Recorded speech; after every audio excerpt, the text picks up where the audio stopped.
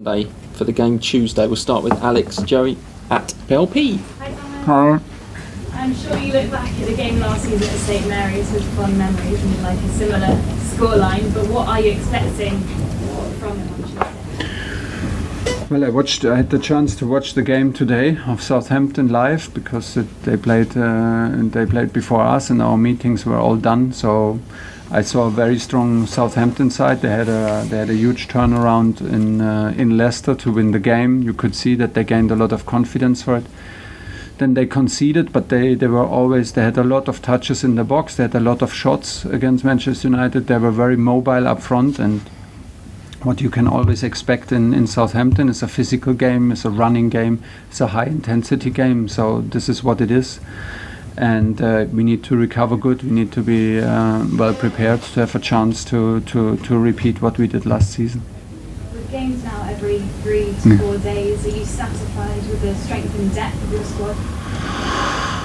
Right now, I think we could need some more players on some position. But listen, if it's very close to the end of the transfer window, and when the 1st September comes, I will be a happy coach no matter what happens, and I will try to find solutions and not think what could have happened or what could be. It's everything that matters is reality and the moment now. And today, everything that mattered was to find a way to win, to hang in this game, and to win this match, even from a disadvantaged position. And what will matter in Southampton is the same: find a way to win, step up individually, and push the team from my side. And this is what we will do, no matter if players come or not. Seeing the impact that Azpilicueta had off the bench against Leicester, how tough is it leaving him out at the start? Yeah, it's in the moment one of the toughest decisions because he trains so good and is in such good shape and in such good status also mentally. He's pushing everybody, he's fully committed. It's normally what you want to have on the field, but with the decision to play 4-4-2, it's at the moment him or Reece James. So it's a luxury problem that we have with the change to a back five. We had the chance to put both of them on the pitch, and I was sure that he can have immediate impact. But without tough decision, we will get nowhere. Like we are used to compete for every title. We are used at Chelsea to compete on highest level. If we don't have tough decisions, it will simply not happen. We hopefully have 60 matches, but to have 60 matches, we need to have a squad where everybody is ready to play and where we will have a lot of difficult decision to make. So today we ended up already in a situation where it was more or less like, almost no central defender anymore on the bench, and now we end up with N'Golo injured and Conor Gallagher in a yellow-red card. So there are like not enough tough decisions at the moment. I would like to have more of these decisions. That would mean that we are like in full competition mode. Okay, Adam, Andy, and then there to finish. Adam.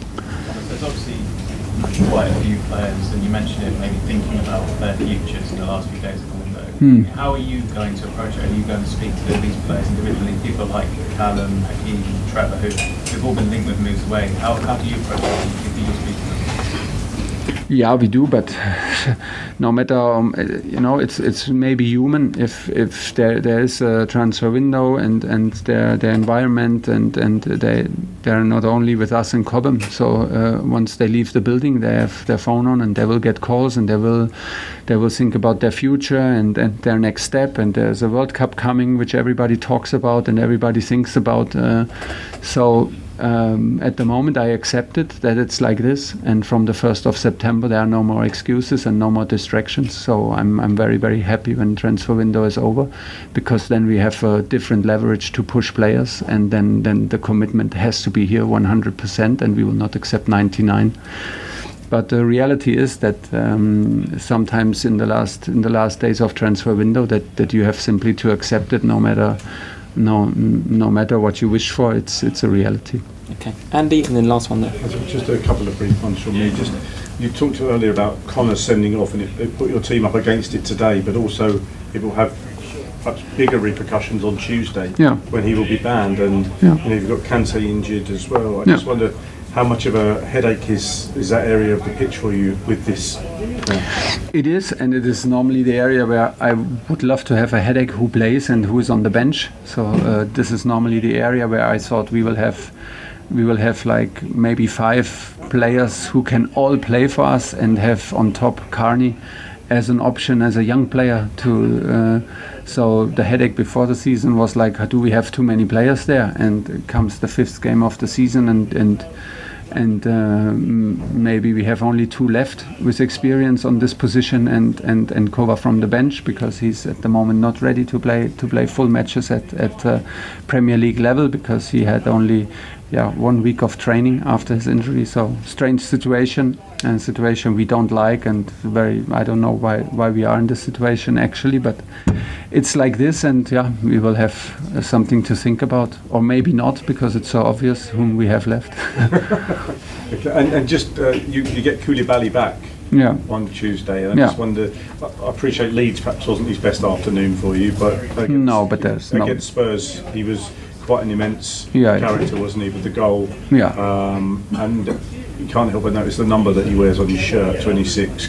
You know, whether there's the significance of that is not going to be lost. I mean, could you see him emerging as a kind of a leader for this team? Yeah, he is already. He's a fantastic player, fantastic personality. I'm so happy with what I see. Not only that we managed to convince him and manage to bring him to the club, but how he behaves, how he trains. I see a lot of quality in everything what is needed to be a leading figure at Chelsea, and he will play in Southampton. He will be on the pitch. He's a massive player for us, and there's no doubt about it. Okay, last question, just one.